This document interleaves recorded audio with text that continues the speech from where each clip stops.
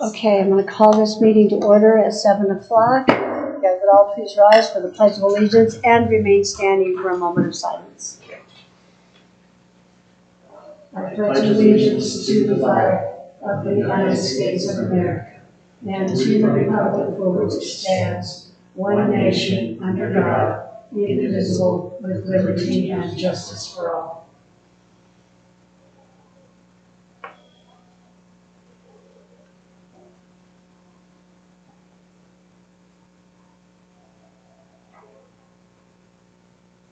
Thank you very much. I do appreciate that. Okay, moving right along, we will have roll call. Jamie, would you please call the roll? Mayor Jamie Morris. Here. Mayor Simpson. Here. Trustee Richard Hopar. Trustee Ed Allen. Here. Trustee Brent McWhirter. Here. Trustee James Bryan. Trustee Richard Owens. All right. You called him twice. He's not here either time. Nick, man. Yeah. Also not here. So we do have a quorum, so we will continue on. Next on the agenda is the approval of the agenda, and I would entertain a motion. I move we approve the agenda as presented. Second. Okay, we have a motion by Trustee Brent McWhirter and a second by Mayor Pro Tem Cindy Simpson to approve the agenda as presented. All in favor say aye. Aye. Motion carries. Oops. Yeah. There's nobody else. Nobody else. No. Yeah. That's good. Next is the approval of the minutes of September 13th, 2023, and I would entertain a motion. I move we approve the minutes as presented by staff. A second. Then we have a motion by Mayor Pro Tem Cindy Simpson and a second by Trustee Brent McWhirter to approve the minutes of September 13th, 2023 as presented by staff. All in favor say aye. Aye. All opposed, same sign. Motion carries. Okay, next is the DOLA Main Street Program presentation.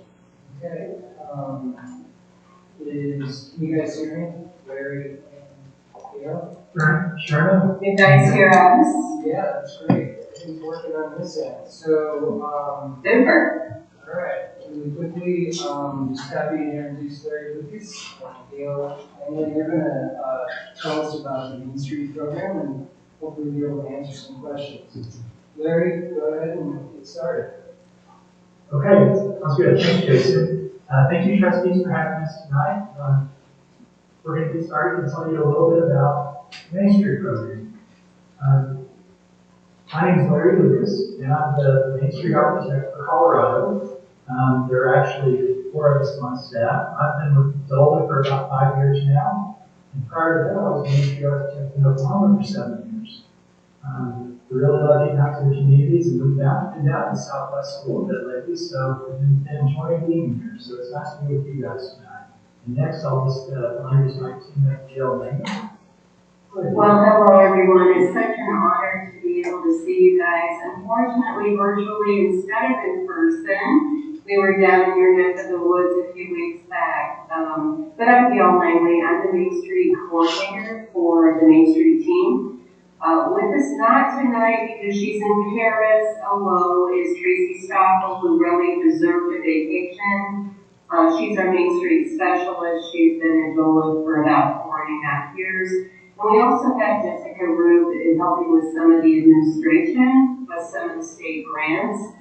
I hope all of you, I can't see everyone in the background real well, but I hope all of you can raise your hand and just say that you are familiar with Main Street and the Main Street Open for Business Grant Opportunity. We see a couple of hands there. Let's go to the next slide, Larry. Yeah, just click all the way through. Sorry. No, that's okay. And the reason Larry is presenting is sometimes we do have Zoom difficulties with state computers, so hopefully we won't have any technical issues. Jason, thank you for setting this up for us. So just a little bit of background to put Main Street in perspective. The program was started in 1980, kind of through the sprawl of what was happening with malls and people moving to suburbia. So the National Trust for Historic Preservation started a movement called the Main Street Program, and it's been going strong for 4 decades. Later, it spun off as a subsidiary of Main Street America, which is a nonprofit. And Colorado Main Street is actually part of DOLA, who I'm sure you guys all know extremely well. And we are part of the Community Development Office. Next slide. In Colorado, we have 25 official communities, so it is a very prestigious designation to be part of this program. And you can see down on the map that Maine Coast is an affiliate of the program, and you joined back when you submitted your Main Street Open for Business grant. So really, I wanted to just preface and start with this by talking about what are the benefits of being in Main Street, and why do you want to do this? Well, people do not join Main Street for the money that Main Street gives out to communities, but we do have some. We offer small mini grants and a 5-year grant award, which start at $2,500 a year for a community that's entering a program. We also offer scholarships at $2,200 a year, because once you're in the program, we sign a memorandum of understanding. We ask you to attend at least 2 trainings a year. And because those are a burden on our local rural communities, we offer the money to offset that so it doesn't cause a financial burden on the city or town. One of our bigger services that we offer is our consulting services. And when communities are entering the program, we usually start out with some things like strategic planning and getting the board engaged. But the contracts themselves are all administered through us. So we develop a scope of work, and we handle all the paperwork, which you guys know that there is some with consulting services or hiring a contractor. And we work with communities specifically, and I'll talk about that a little bit more in a minute. We also offer technical assistance, and Larry is the go-to guy. He's going to talk a little bit later about some projects through MSOB that he participated with. But you also have staff here to answer your question and help you connect with the DOLA and other sister agencies on finding grant opportunities and answering questions, because they come up every day. And then from an educational standpoint, we offer regular webinars and trainings. We have a library of resources for folks to tap into, so you don't have to reinvent the wheel. And then lastly, and not to be underestimated, is network. You not only have a network within your Main Street family and communities, but you also have a national network that you can plug into once you're part of the official Main Street family.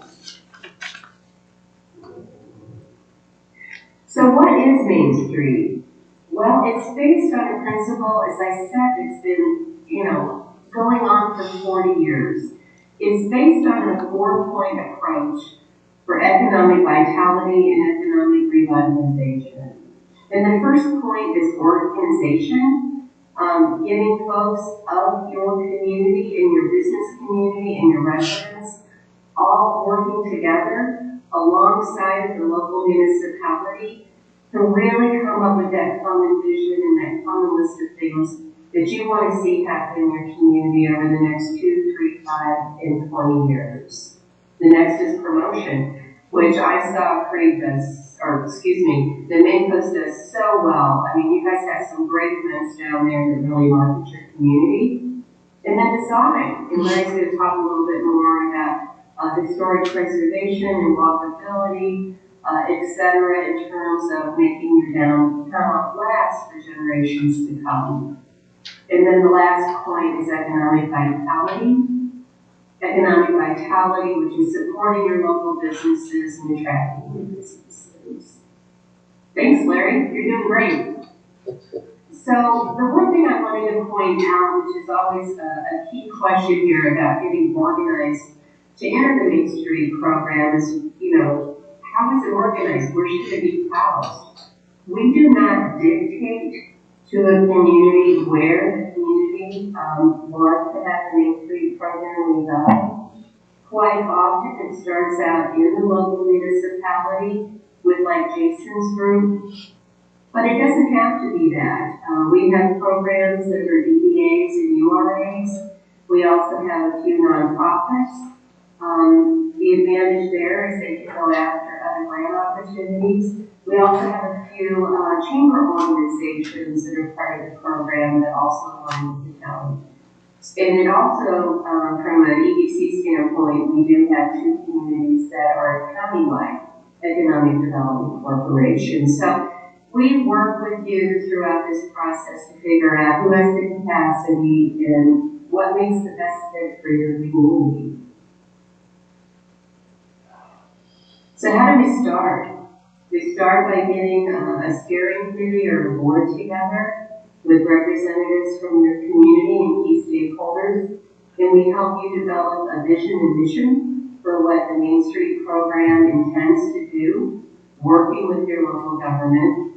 And then we use our consulting services, as I briefly mentioned earlier, to help you develop key strategies and transformational strategies and set up some goals of what you want to accomplish. And then dialing that down into a work plan so things stay on task and on point. And usually we start out with some low-hanging fruit to get some wins and some successes. But taking those goals and turning them into reality so people can see how this program really works in the community. So I'm going to touch on economic vitality, which is probably where everything in this program points to. And I'd love to put up Mancos' economic development logo here and kind of a representation of how to get people engaged. But a lot of the training and things that we do is data driven. And it's based on what your local demographics are, what your local leakage analysis is, what kind of businesses can you attract, what kind of businesses can you expand, and really wanting to promote that job retention and attraction.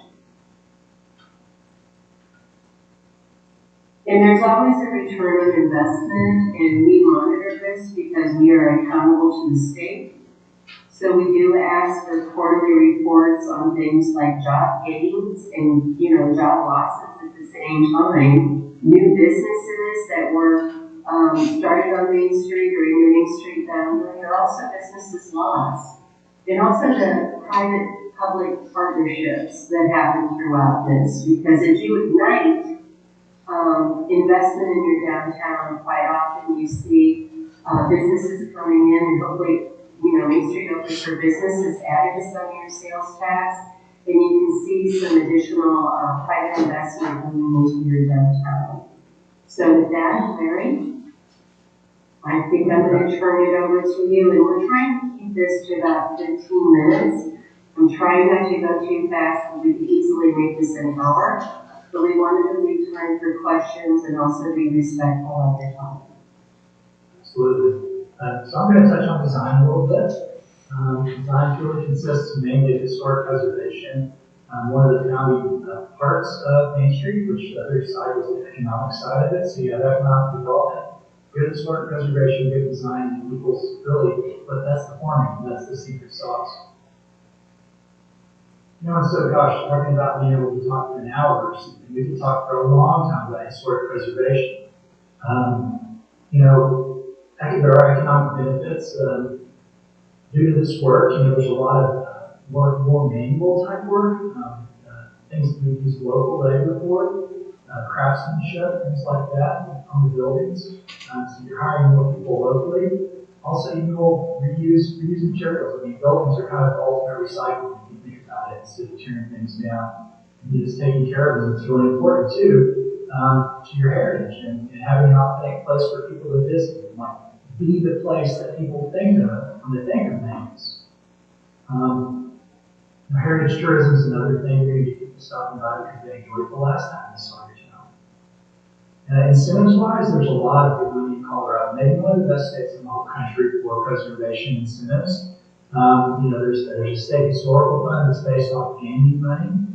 They offer grants up to $250,000 per year for certain projects that qualify. The state historic tax rate is 35%. And then you can cash those out as a private property owner and get money back to pay off the construction loan. things like that. There are also low-interest loans like the Colorado Clean Energy Fund. It's our first nonprofit green bank and one of only 19 in the country.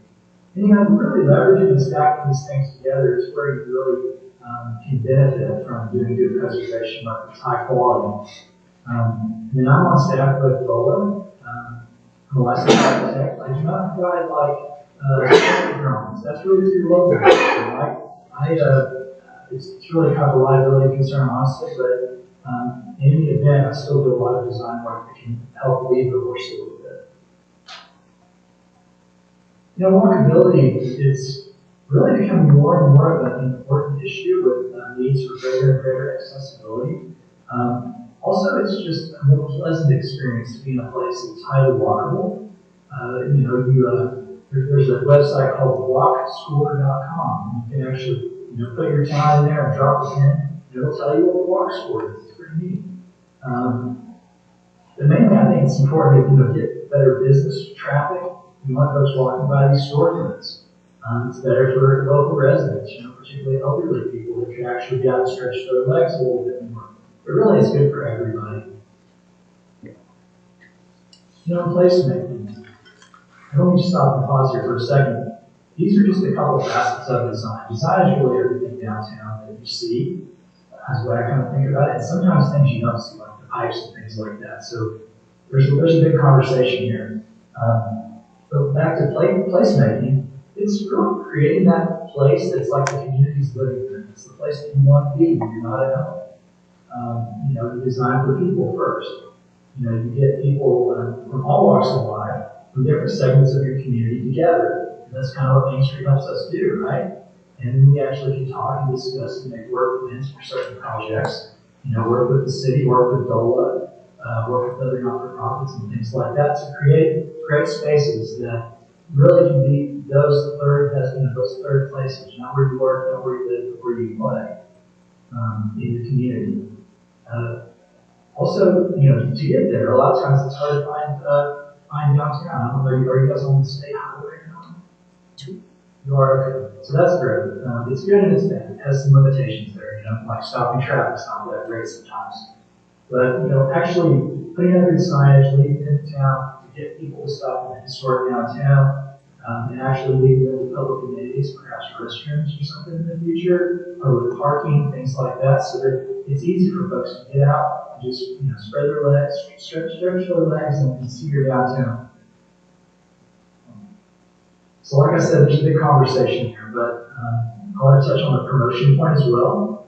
Promotion is essentially your identity and image. It's really what you project and portray to other people in terms of getting people to want to come to your town. It's a good website. It's the marketing. There's actually some great things that I think Yale sent these offline from somewhere. They're great images, and these are the kinds of things that do attract people. They're visually interesting and they offer good information about how to plug in and do things. But it's also connecting with local media, different kinds of promotions that you could create in your community, like a sidewalk sale or a wine walk, or really it's up to you and your local culture, the kinds of things that people like to do. And it makes your programs very flexible in that you can actually turn marketing into something fun for the local community and also attract other people. And you can have events and stuff, lots of things here. So just taking a quick second to take a step back. This was one of the historically designated buildings in the Main Street Open for Business project. There was some good work done to the facade in this building. It all stayed true to the historic nature of the building. I was really happy to be able to assist with these. They went through History Colorado. We had some third-party consultants that did verify some history and very important details and things. And we walked those through as fast as we could because it was really just a breakneck pace to finish that project. And here's another project. This one's really great because they incorporated renewable energy as a strategy for their business to raise their profits, lower their bottom line. Attractive colors. I think I know the colors on this one. Is it still the same color? It is? Okay. there's another business on the side. It's really a lovely awning and front place to hang out. It must be a place that a lot of people like to be. There's folks here in the picture I'd like to visit.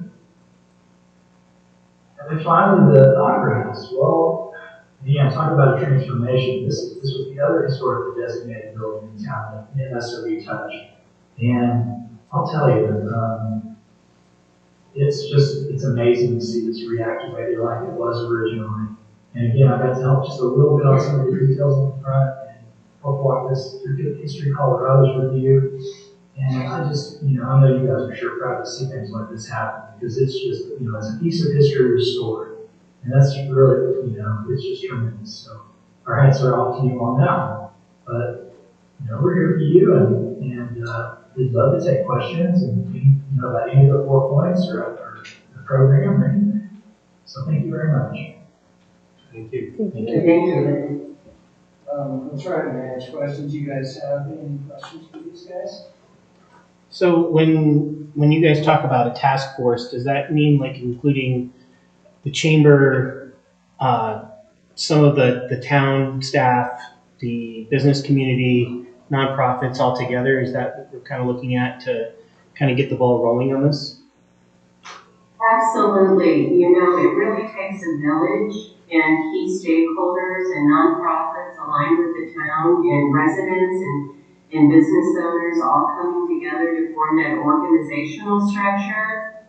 I like to tell people, having been a Main Street manager myself, to start with maybe 5 to 7 key stakeholders in your community and sit down and figure out what it is that you want to do, and we will come alongside of you every step of the way. But it is that representation from your entire community, and that's what makes it work. Thank you.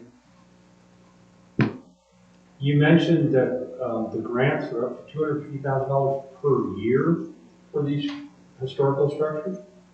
Well, okay, so I shouldn't have said it that way. There is I believe there's 2 grant cycles per year, and generally they're going to want to see a completed project where they'll start granting more money out. So if you can move really fast on a construction project, we've actually offer educational grants, develop different kinds of programs.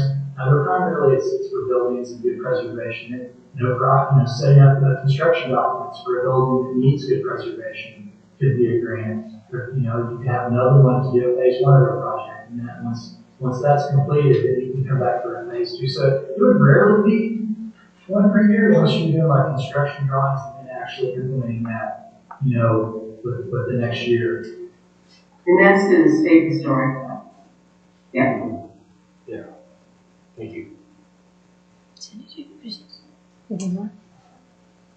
Right. Well, I was wondering, can we get that emailed to us, the presentation? Yeah. Because I'd like to be able to digest it and Right. read all the words and, Yeah. Actually, Jason, you have a much longer version because I cut this down to be a bit fine. If you can, feel free to send out the entire one that also has ROI and reinvestment statistics in it. They can take a look at the entire packet. that'd be great. Yeah. Then after we do that, we may have some more educated questions. Sure. The bigger board. We don't say that. I just want you guys to know the MSOB project in your community was a shining star for us. And it was a pleasure for us to read your application and be able to award that one-time grant funding to you. And just be assured that we are still trying to get more money to do a program like that again in future years. But there has been 2 other spin-offs of this.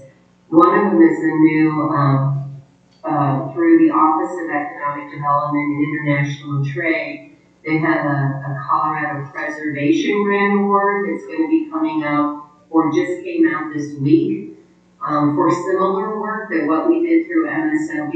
So Jason, you might want to pay attention to that. They totally modeled it after our MSOB project. And the CPI also had an opportunity, which is closed right now, but where they got $750,000 through the Paul Bruin grant to do similar work to what we did. So we're going to keep messaging out that small investments in rural communities can have huge impacts. And the only thing I would be curious about is whether or not you've seen, as I said earlier, more public investment and private investment in your downtown since MSOB kicked off and got completed, and whether or not your sales tax is up. I mean, that was the goal of what we wanted to see. Well, I can speak as a downtown business owner. I've noticed that in this year over last year, we've been up every month in sales for the whole summer. Like we've seen that, we've been open for 3 summers now, and this year has been our busiest of the 3, and that all happened after all of that has happened, so. Fantastic. Yeah. Well, I have a ton of questions, but they're pretty granular. So, yeah, I'll just look forward to reaching out to you and Larry coming up here, and we can talk a little bit more about steps that we can take quickly, and we'll go from there.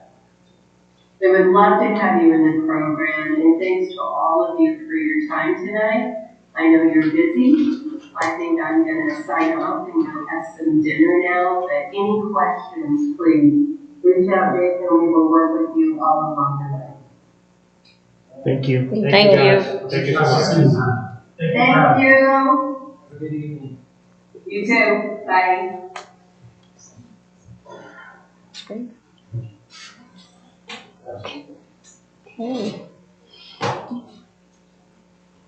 Do you have any more on that, Jason? No, I mean, I'll send you guys that information, the slides, and then maybe we should talk about it again. And as I described to you in the workshop, it's kind of a capacity discussion too, and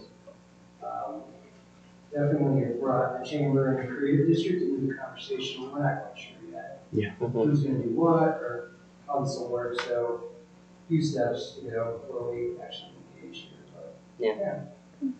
Cool. Thank you. Thank you, sir. Okay, moving right along to audience business. And Randy, you signed up, but you are on the agenda. Is anybody here that is not signed up to speak for audience business? Okay, don't see anybody, so we'll move right along. Announcements, Heather.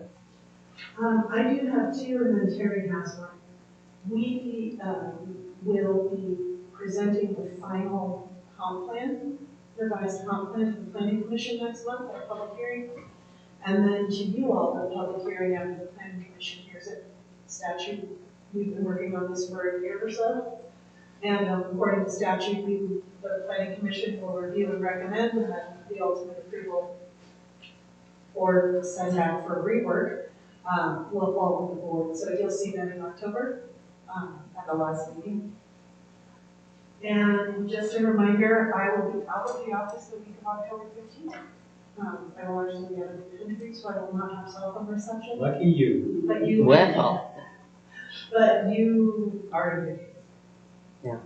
Was the comp plan the thing that we were talking about doing a joint meeting?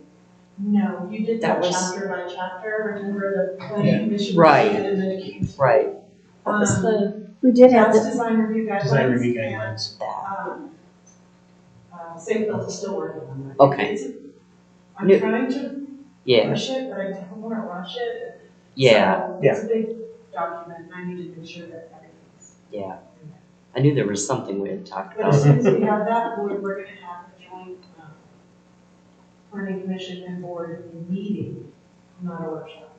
So. Right. Cool. And then I think Terry has an announcement. This week, the public works crew's been working really hard in Oil Park, taking out all the oil makers up in the tops of the trees.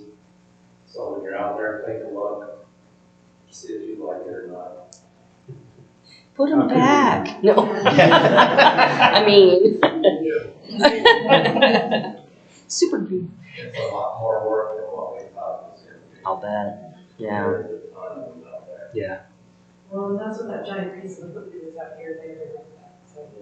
They run a bucket truck? Everybody was wondering. Yeah, man lift. A bucket truck or man lift, yeah.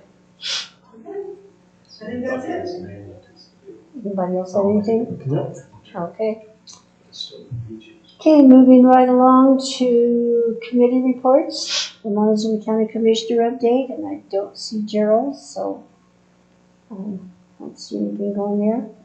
The Montezuma County Planning Commission meeting was held. I did attend. There were 7 things on the agenda. They did send the special use permit request to the county commissioners for the down Weber. I don't know if they've met on that yet. There was a couple of things that they needed to do to please the board before that could happen. And then the next meeting will be the second Thursday in October, and I will be attending that one. Region 9. Yeah, board meetings tomorrow. CDOT. No meeting since the last time you received an update. Okay, and the Mancos Planning and Zoning, the September meeting was canceled. No quorum, so there will be a meeting on the third Wednesday in October. And we need a quorum, we have 2 public hearings scheduled for that. Unfortunately, our chair is out of commission for a while, but we still have a quorum, so Okay. we should have a quorum. So the third meeting, or the third Wednesday in October, we'll have a planning commission meeting. I will not be here, but Jason will handle the room, so we're good. And just so you guys know, Peter was involved in a bad accident. And Peter Grindemeyer, on his bicycle, and hip and fever and broken, and then he had some complications from the surgery. Now some paralysis of his esophagus and voice cords. So keep them in your thoughts and prayers. And I know there's somebody in the community that's working on meals for him and things to help him out a little bit. So he's one of the people that have done a lot for our community. Okay, we'll move right along to the discussion and action items. Agency contributions. So, quick update, we did have 4 applications and they've been invited to attend tonight to just answer questions or do a short presentation. It's up to the board how you wish to handle it. I include all of the applications in there. I will say that in 2024, we're planning on budgeting $15,000 at your request.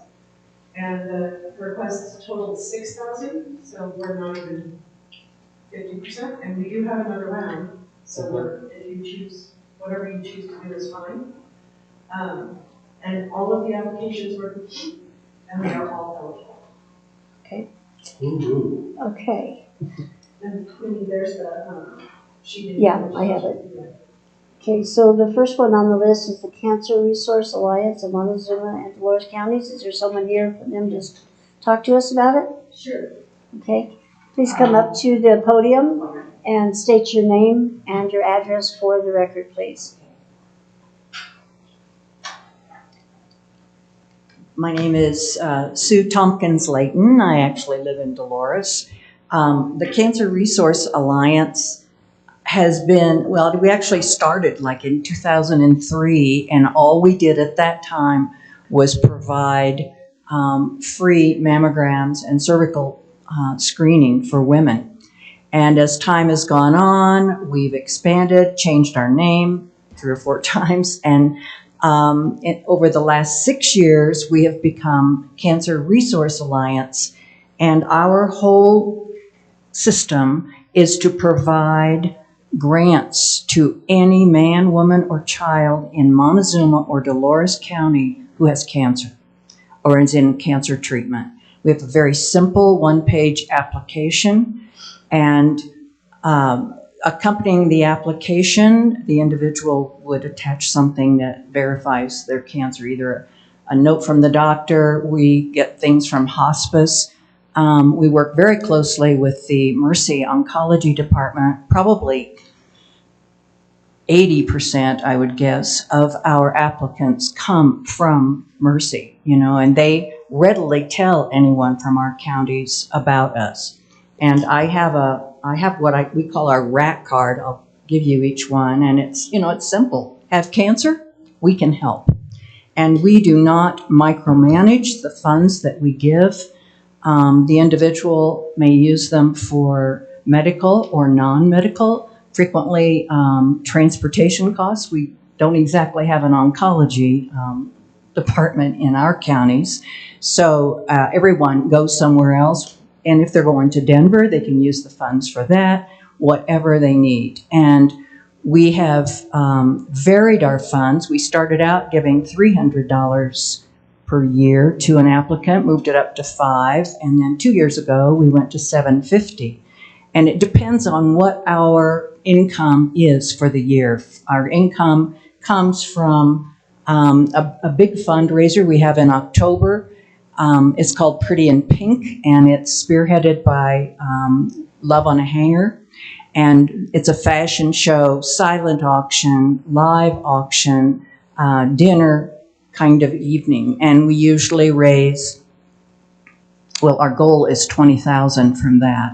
And then we have applied for grants from Ballantyne, from El Pomar, from the city of Cortez, and now this year, you guys, because we just found out that you are doing grants, and so we're delighted. As far as how many we've served, today I wrote my 72nd check. I'm treasurer of the group right now. 72nd check this year for an applicant with cancer. And Mancus represents about 10%. I think that shows in the application we sent. About 10% of our applicants come from Mancus. And fewer than that from Dolores, and then the rest pretty much from Cortez and Dove Creek. So let me just give you each one of these. Just this. Thank you. Yes. Thank you. Thank you. I don't know what questions you might have. We're delighted to find out that you are honoring, and obviously members of your community benefit from us. We're currently doing $600 grants because that's where our funds are once a year, but an applicant can reapply in the following years. And we've this year, because we've had so many more applicants than we have in previous years, instead of giving the full 600 to second, third, or fourth year applicants, we are just currently doing 300. And we would like to get back up to give them. Usually cancer isn't over in a year. And so we have had, we've had applicants 4 or 5 years in a row. And everybody knows somebody who's had cancer or is currently dealing with it. And who knows about tomorrow for any of us, so. Are there any gaps or questions? Do you have any questions? No? Thank you. I think- Well explained. Thank you. Yeah, thank you very, very much. Thank you for what you do. Wonderful. Yes, thank you.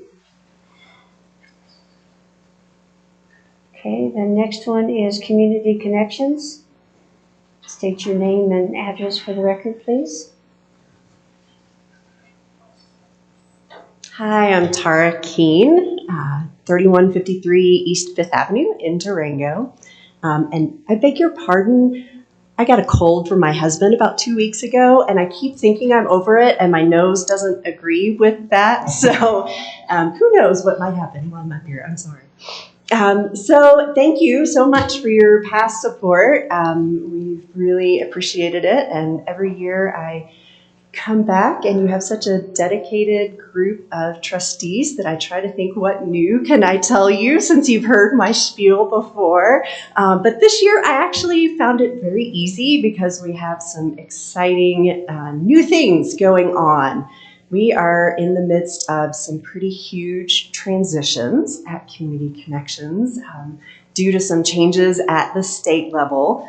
We're shifting from what has been our 38-year track record of serving people with intellectual and developmental disabilities, and we're expanding that. So starting November 1st, we have been designated as the single case management agency for long-term care services for the entire region. What that's going to change for your area is that we are incorporating a program that's currently at Montezuma County Public Health. The single entry point program is coming over to us. That is going to essentially double the number of people that we are serving in this region. It's a pretty large program, but it also streamlines. So people who are coming in looking for services for older adults or people with disabilities, often they are eligible for multiple programs. So instead of having to say, oh, well, if you want this program, you go to Community Connections. If you want that program, you have to go here. So instead of sending people all over the county, we actually will have a pretty streamlined, we hope, user-friendly approach. So that's really exciting. And then also as part of that state change, next July, we are spinning off some of our services. So we have to divide up what we're doing in case management with our direct services. So the things that we do mostly with our adult program, so getting people out into the community, job support, mentoring, home services, those are all going into a new organization that's going to be Our Own Lives. So it'll be a new 501c3. I think the advantage for our communities is that each of these organizations is going to be able to expand who they're able to serve. And so really we're seeing the opportunities for supporting older adults and people with physical disabilities that often can't find providers in the area.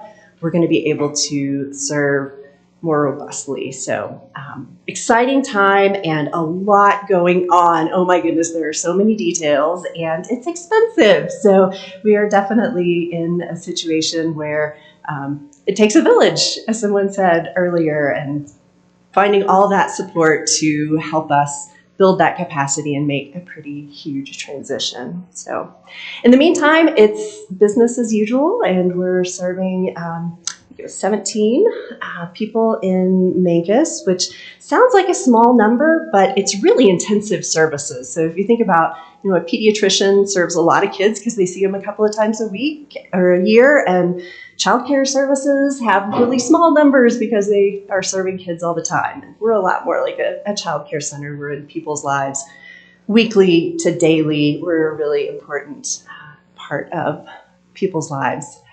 So that's where we are and what we have going on. So any questions I can field? Not a question, but I appreciate the information, especially in section 2A, the purpose, where you kind of break down like 17 residents, including services like, and that was very educational for me, so thank you. Excellent, thanks. Appreciate that detail. feedback. Great. Thank you. Thank you. Yeah, thank you again. Thank you. Okay, next is Four Corners Recycling. Dang. Hey folks, I've spoken to you guys a fair amount over the years, back again. Yeah, just an update on the funding. This year, Four Corners is scheduled to spend $26,000 on recycling in Montezuma County. $16,400 scheduled to be coming from Mancos, so the vast majority of recycling in Montezuma County is happening in Mancos. Continues to be a problem with overflow, which we can't address because we have no additional funding.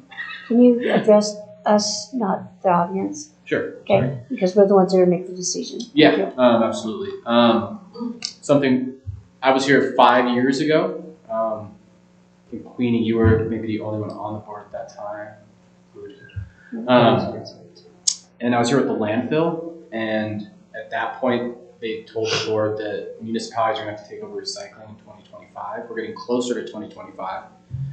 So that's something on the horizon that we'd like to work closer with the Board of Trustees on. I don't know what that looks like for Mancos, and we don't know what it looks like for Dolores, and a lot of small rural towns don't have a plan for that, but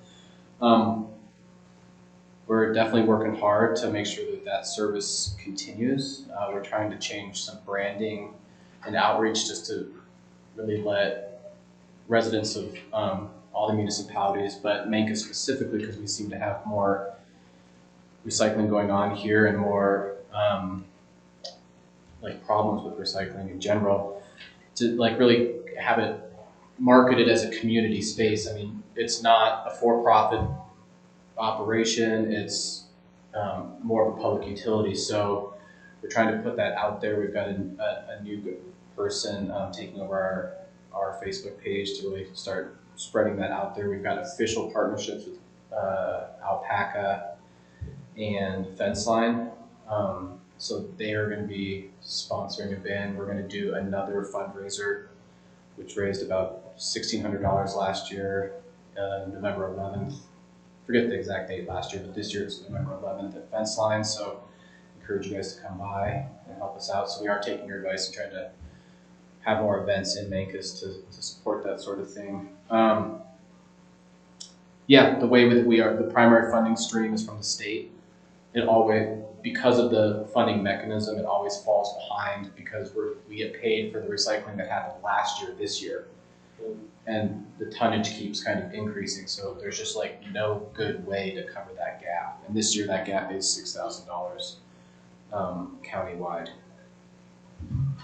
That's all I got. Oh, my address, 14493 Route 31, Mancos, Colorado, 81328. Okay. Any questions? We spoke the last time we were here about the county participation. Mm-hmm. Is the county participating as an entity itself? No, the county, well, the county, I will say that the landfill is a strong partner. They're really helpful in processing, advocating for, selling the commodities. And the messaging I keep getting from the county is that they're running it as an enterprise fund. They're supporting recycling in that they pay someone to sort there and providing a place where we can take the recyclables. For a long time, that wasn't the case at the county. So, I mean, they have the infrastructure to do that. I would love to see, we continue to reach out, increase funding from the county. The state doesn't have a deadline for any county action that has to happen. They have that deadline in 2025 for municipalities. So I don't know if the county, there's no impetus for the county to do anything. And I'm not sure what the teeth will be from the state in any event, but I don't see any movement in that regard. Yeah. We held a board-to-board with the county a couple months ago, and one of the things that we had discussed with them with our town cleanup that we do is that they can't give us a break on like the dumping fees because they do run it as an enterprise, but they've been doing vouchers for cleanup in the county that they've been giving to the unincorporated areas, and we were talking about partnering with them more so that since we do a town cleanup, we can bring in some of that stuff from the county to help clean it up. I'm just wondering if there's any, partnerships that we can approach them with to try to help make this as part of that cleanup that they want to see throughout the county. I don't know if that would be anything, but it doesn't hurt to ask. Yeah, I wasn't aware of that voucher program, but I will certainly reach out to them. It was like $100,000, I think, that they had budgeted in vouchers for the cleanup. Okay. So I would just maybe bring it up to the county administrator and see if there's any partnerships we can do here. That's a great idea. You guys are providing a good service for the community and for the county-wide. Maybe that's just an angle that you can go with them on, maybe getting some additional funding. Absolutely. Because I'm sure that a lot of our cardboard does not come from Mancos proper.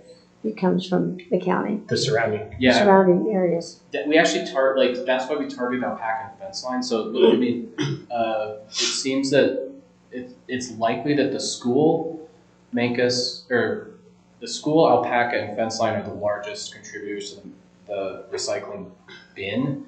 So we're putting one of our bins exclusively at Alpaca to be shared by Fence Line and Alpaca and paid for by Fence Line and Alpaca to ideally take all of that commercial cardboard out of the bins to hypothetically create more room for residents. And Nice. yeah, to Queenie's point, yeah, I mean, if I don't know where the line would be in, Summit Ridge, but yeah, people go to the nearest recycling drop-off, and then if it's full, they put it on the ground. And there are two, like the Dolores Public Lands Office on the Dolores side means that there's two bins on the Dolores side and one on this side. So like, yeah, without a doubt. Have you started that partnership with Alpaca and Fence Line yet? I have connected our hauler and Fence Line and Alpaca, and I think that it's happening within the month. I don't know. You might want to come talk to me. Because we would be partner in that as well. Sweet, yeah. Because that's one of the biggest hindrances for us right now is, we're hauling our stuff to Cortez most of the time because we go over there and it's full. So we haul twice a week to the Cortez recycling for our commercial stuff for the most part. And you're really close to Alpaca had the space, so like they offered. Yeah, I'm right around the corner from them in McCollum. Yeah. So we would be willing to maybe partner with them as well and get some more money in there from the community for the commercial side of things. That's where we're seeing a lot of the cardboard coming from. So if there's three of us, I wouldn't mind to throw some money in there too. I'll connect you, Sarah and Jordan Lang from Fence Line tonight.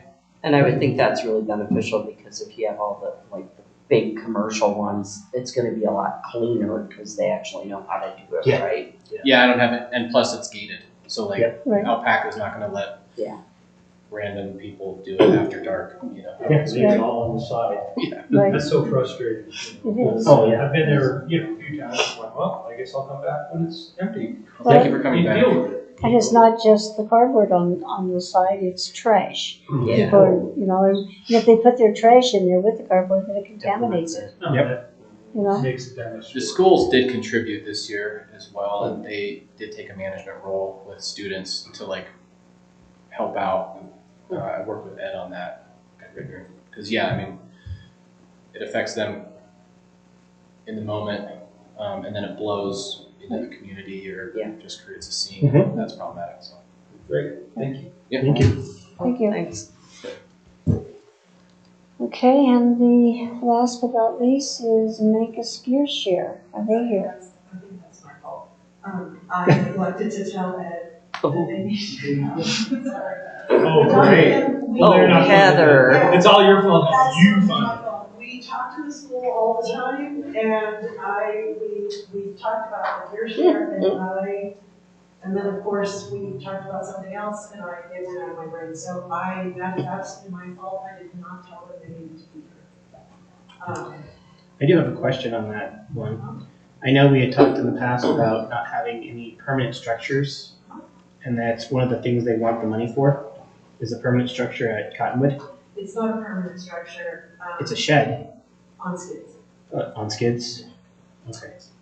So, and that's why we were talking about future plans for this organization as it relates to potential workforce housing locations.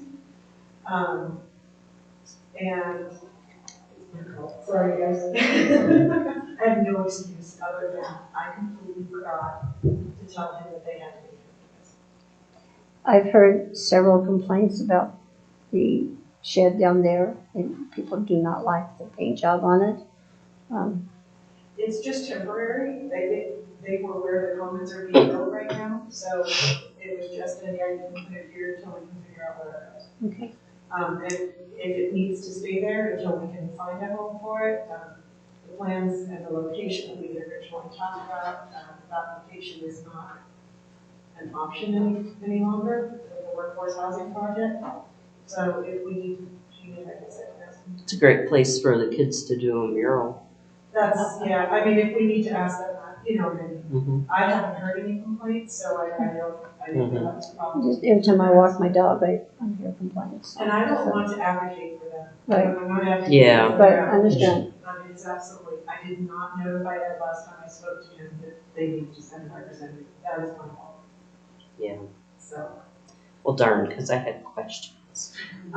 do you want me to ask them to come to the next meeting? At the next meeting, I'm going to ask everybody who came, who received funding from the last round to come and give you all presentations. I can push that. I mean, that just needs to be done before April. I just thought it was clean to do it this way, but I can. Well, we could have them do their presentation and the others do their. Yeah. I think If it I won't need be to, I that can long. ask Ed to come to the next meeting. Yeah. Yeah, I mean, nothing I was gonna ask would prevent me from voting tonight. If you No, want to neither. send me those questions via email, I will find the answers and put them as an FYI in the next board packet. If you feel that would be helpful, just whatever you guys want to do. Okay. All right, so we've got 4 applicants, $6,000. Discussion. Grant, what do you think? I don't have anything. All the presentations were great, and these are all worthwhile to fund. I say we show them the money. Cindy? Yes, I agree. Then I would entertain a motion. I'll make a motion to grant all applicants the money requested for the program. Second, I think.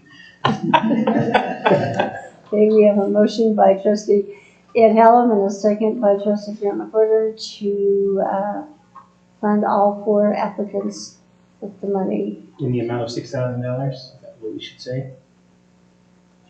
Ed covered it with his Okay. already asked for. Okay. Yeah. Jamie, would you call the roll? Mayor Pro Tem Cindy Simpson, I trustee Ed Holland, Aye. trustee Grant McWhorter. Aye. Right, motion carries. Thank you, guys. So they'll get letters of, we'll notify them via letter and then checks will be cut in January because this is for the 2024 budget. And we'll let them know that as well. Okay, Thank you. Thank you very much. Thanks for your community support. moving right along is the resolution. Resolution 10, Series 2023, the 2023 Homecoming Bonfire. I will introduce it and then you do have a member of the student body here to talk about a homecoming request. Okay. So, No. Not the first year ball. So just from the legal code in, the municipal code section, we do have a ban, a year-round automatic ban on open fires. However, there is a section of our code which is cited here 7-9-50C, does allow the board of trustees by resolution to suspend the ban for special events. The exception is the fire department can put on the 4th of July fireworks. It's written in the code. They don't need to ask. So they are doing the homecoming bonfire this year. So you do need to, if you are so inclined to approve the resolution, you do need to authorize the resolution. If you do not pass the resolution, they cannot hold the bonfire.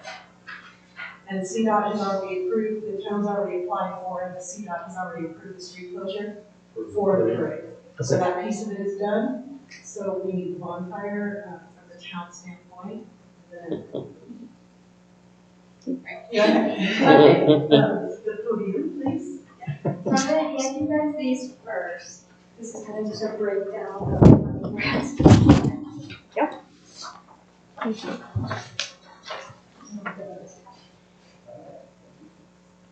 When you get to the podium, state your name and address, please.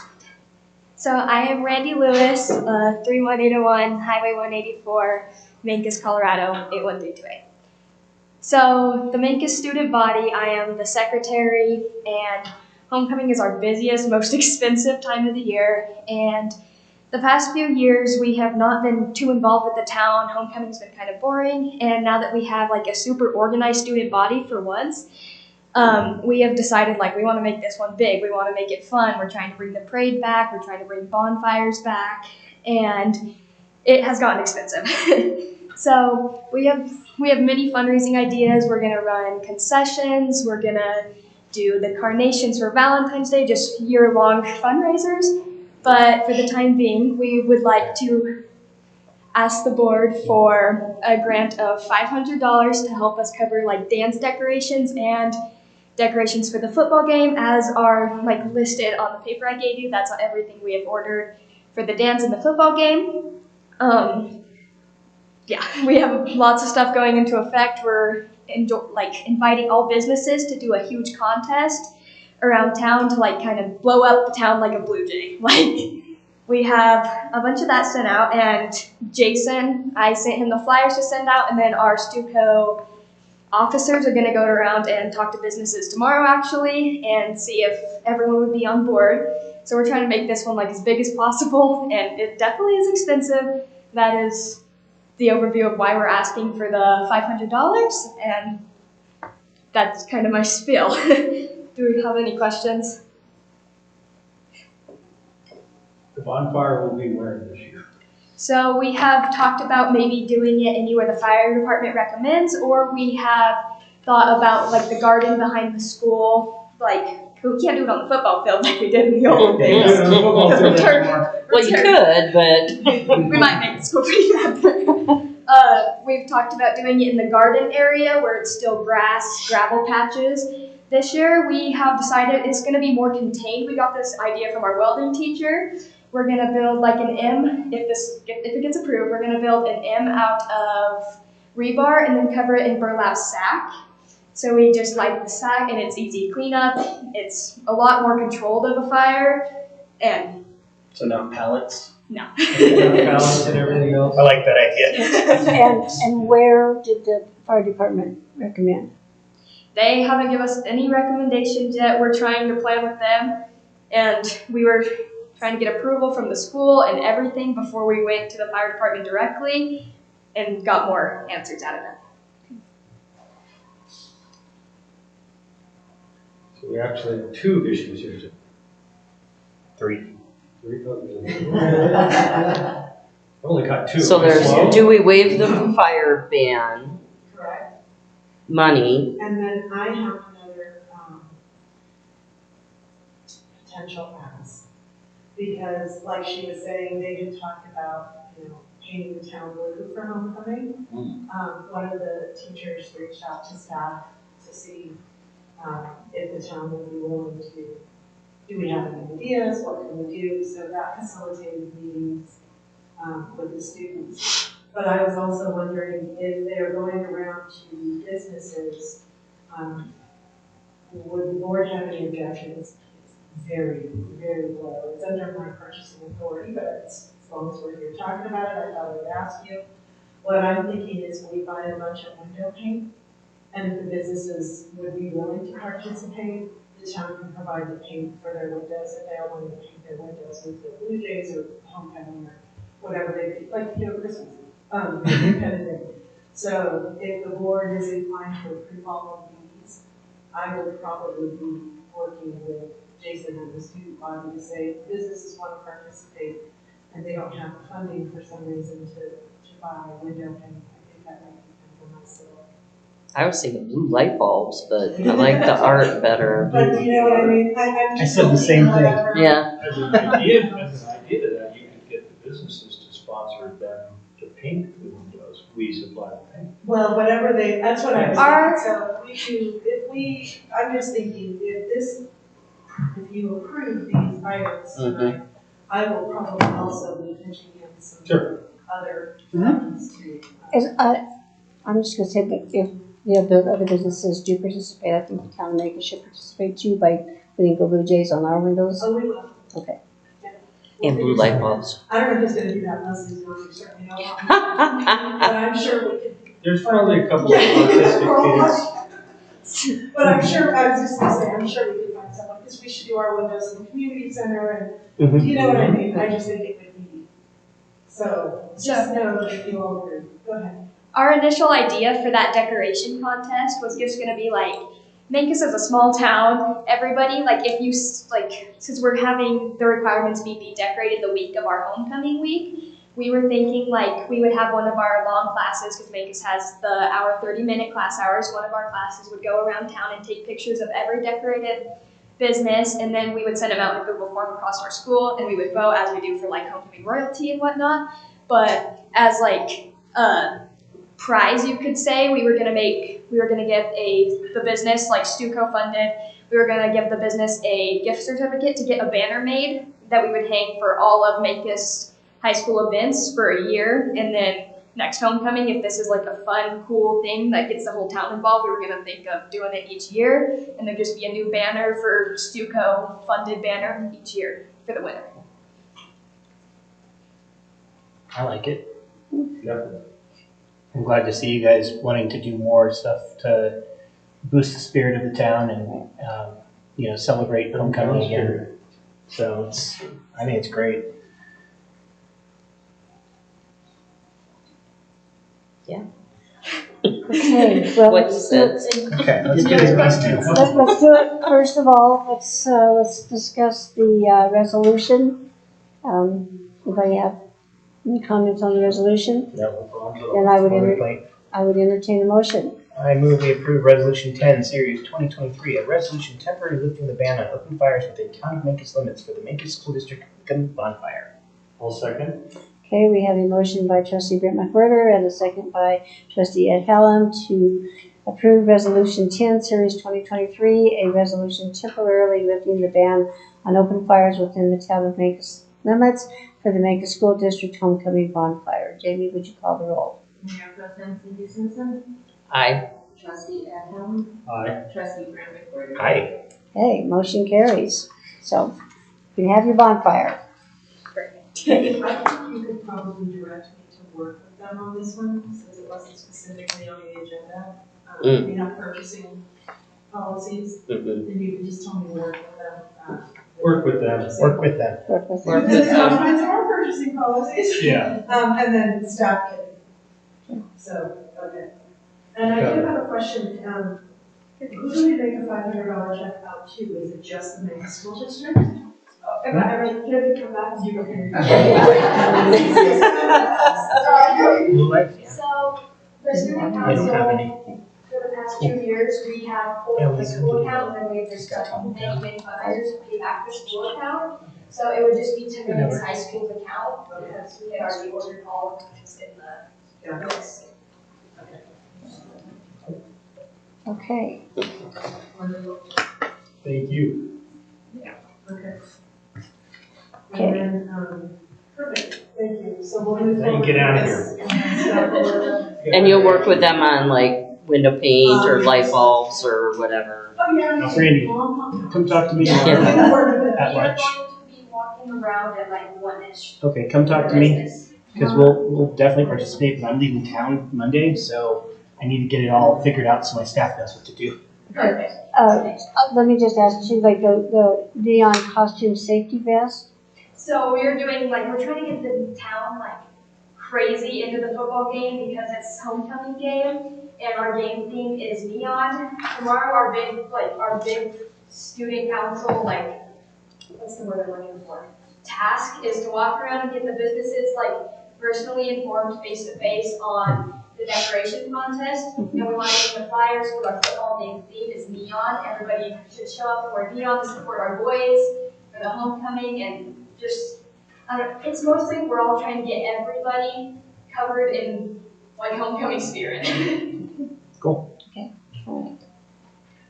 Because I just found 4 neon safety vests in my shed, so. Well, I know what you're wearing to the game. Not even an ask. Okay, Thank you guys so much for your time. Thank you. Bye-bye. Thank you, Randy. okay, so next on the agenda is the Mancos Conservation District Letter of Support. Yes, they applied for a grant that assists with forestry programs, timber programs, and some other stuff for their operations. The letter of support does not obligate us, either contractually or financially, and they are a partner of ours. So I wanted to put this before you and ask you to approve the attached letter of support on behalf of Mancos Conservation.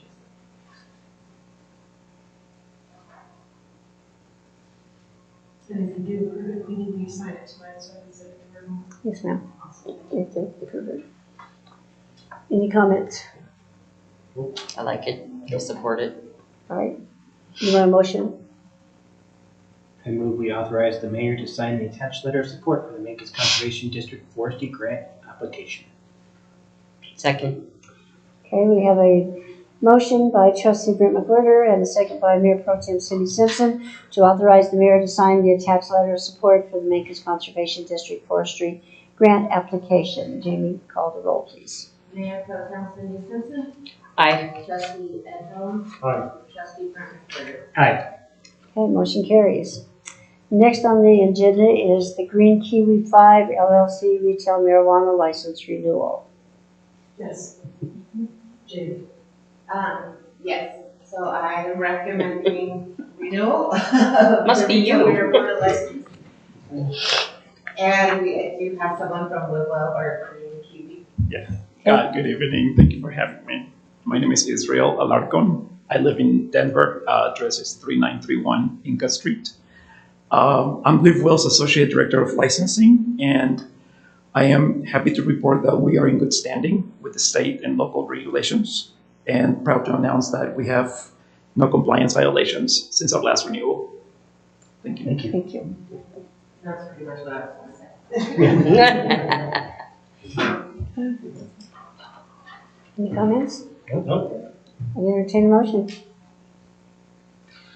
I move we approve the renewal of the retail marijuana business permit for Green Kiwi 5 LLC, doing business as Live Well, conditional upon receiving a renewal license from the state of Colorado, and authorize the town clerk treasurer to send approval to state.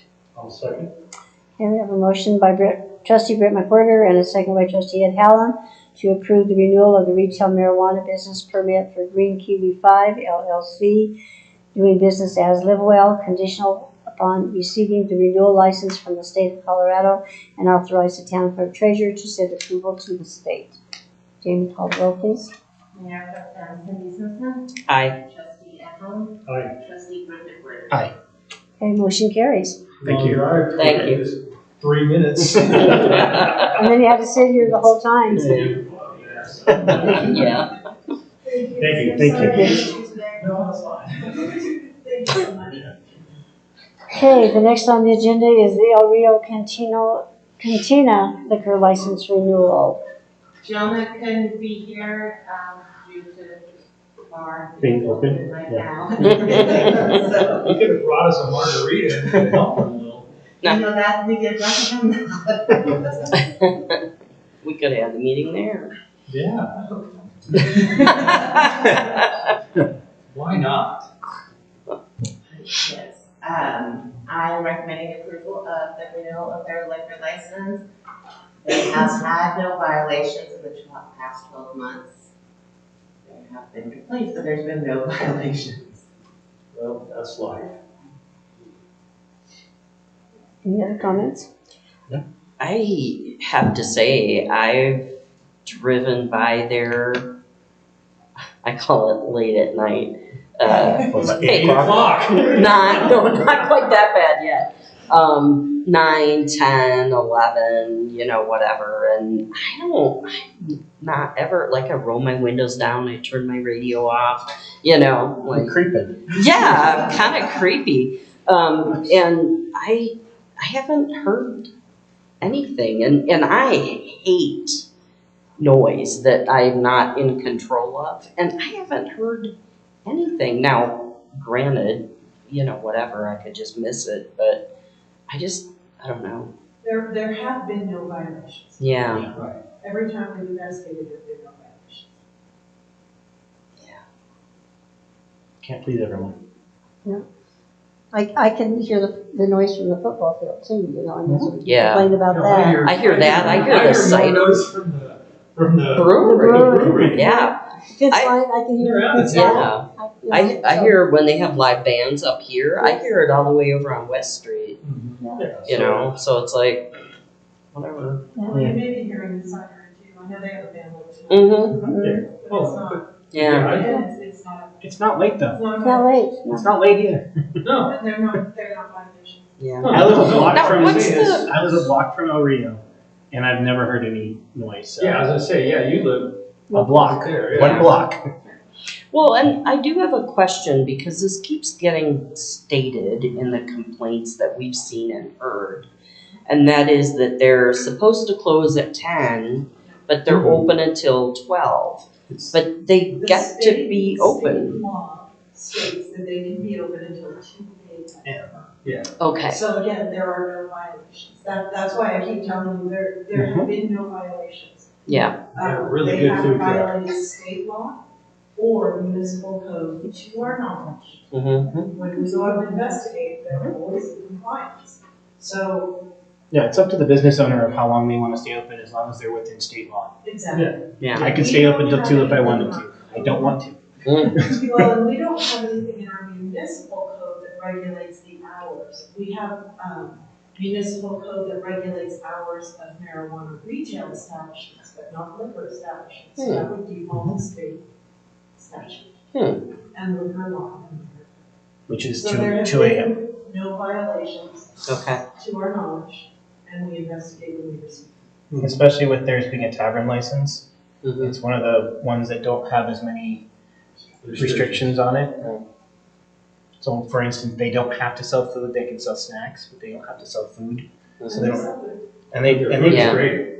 I love it. but yeah, they have the exact same license as I have. I have a tavern license as well. You don't want to stay up until 2? No. Okay. I digress. No, I do You not. can think about it. Thank you. I just kind of wanted to get that discussion on the record. You know. And we do, like I said, we did receive a complaint. They go to the marshal's office so that, all complaints are being investigated in the same manner by the same people with the same response. But the few complaints that we had, back, we haven't had many or any since, have we? We have? They just haven't come to us. Oh, the same people come and do the same bitching? Oh, get over it. Yeah, so we're Yeah. handling it the same way that we handle any complaint or any, there's no, we don't deviate from our process. Yeah. Yeah, we're good. Okay, I would entertain a motion. I don't have it to write my computer. I move we approve the El Rio Cantina liquor license renewal and authorize the town clerk treasurer to submit the renewal application to the Department of Revenue. Second. Okay, I have a motion by trustee Brett McWhirter and a second by Mayor Pro Tem Cindy Simpson to approve the El Rio Cantina liquor license renewal and authorize the town clerk treasurer to submit the renewal application to the Department of Revenue. Jamie, would you call the roll? Mayor Pro Tem Cindy Simpson. Aye. Trustee Ed Helms. Aye. Trustee Brett McWhirter. Hi, you're just getting it in because I'm missing the next meeting, so I'll have to. Yeah, you're just doing every one of them. single Oh my one. Okay. So the next thing on the agenda is items for the October 11th, 2023 agenda. We've got the workshop for the Mancos Conservation District turf replacement. Yeah, we have a turf replacement discussion, so they're going to give you information on that. Okay. We have the public hearing on the 2024 budget presentation. We have the student liaison appointment. Cool. The 2023 second round agency contribution follow-up report. So those that we gave money to should be coming back to tell us how they spent our money. And then we have proposition 123, the housing commitment. Anything else? Not at this point, no. I will be absent. I have no idea where I'll be next week. I guess I should do It's not next week, it's the week 2 after. weeks. Sorry. See, you don't know where you're at now. I know. It's Yeah. crazy. Okay, so then the next on the agenda is executive session, and we'll need to.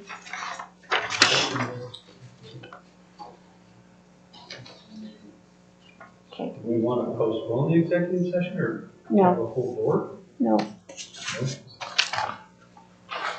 So, Can we pause for a minute? Are we going? It has to use the restroom. We can postpone it, we have time. It was just an update, we can postpone it until the next meeting, you all are, it's up to you. Let's just do it. I mean, I miss some too when I can't be here. I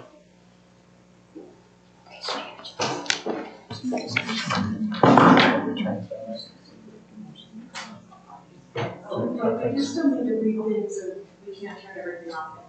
Okay. We lost Ed for a minute. I think he had to go to the restroom. See you guys.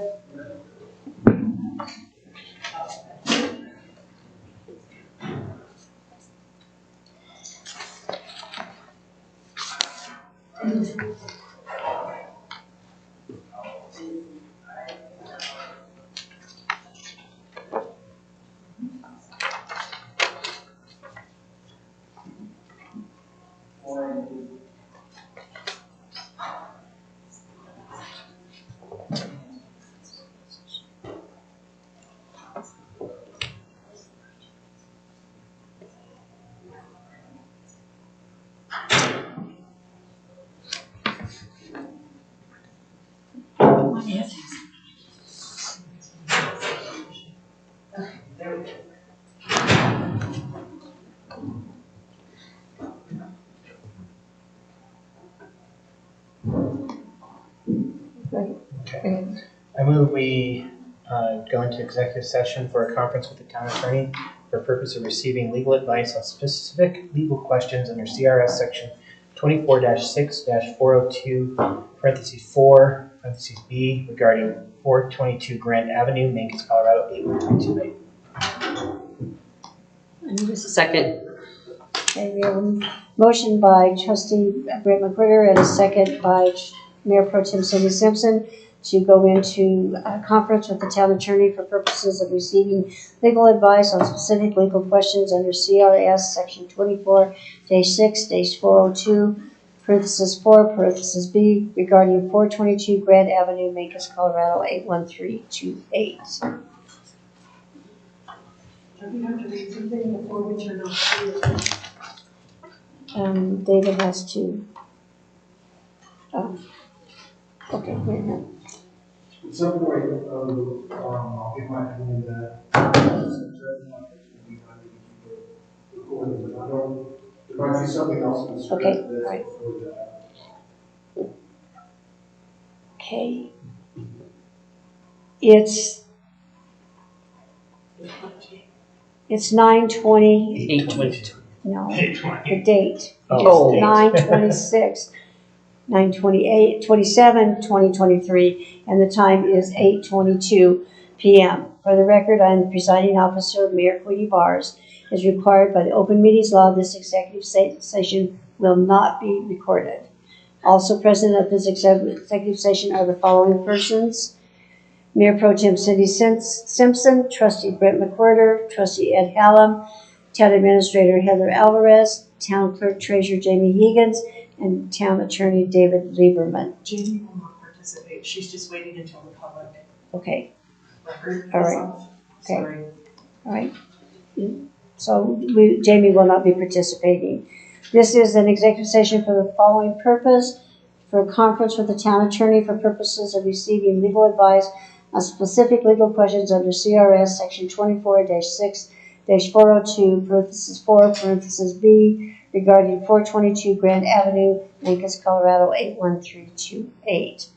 I caution each participant to confine all discussion to the stated purpose of the executive session and that no formal action may occur in the executive session.